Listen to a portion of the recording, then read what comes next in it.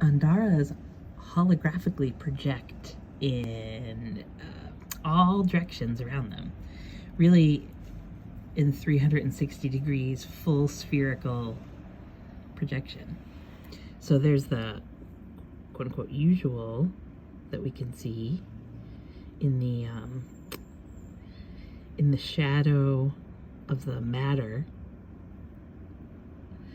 that black, shadow of the piece shines through these light codes, and we play with those, build with those, and that's one direction. And I want to draw your attention to this side stream, and you can see it now because I moved it over here into the shadow.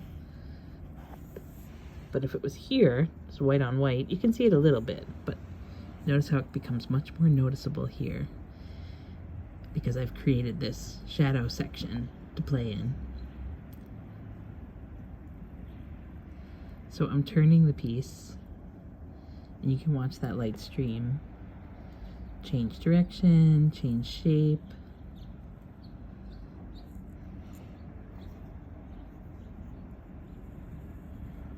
Ooh, a little rainbow just popped in. Do you see him?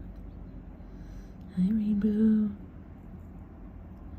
And I'll tip the piece a bit, and everything changes. So when we work with these larger temple pieces, what we're doing with them is really creating a three-dimensional light chamber in your office, in your home, in your center, in your yard, in your garden, in your RV. Ooh. And here we can see it's gone up my doorway. But it's really fun to play with Andaras in this way. And this is one of the many powers of the larger pieces, what many of us call temple pieces. They're amazing to grid your space with.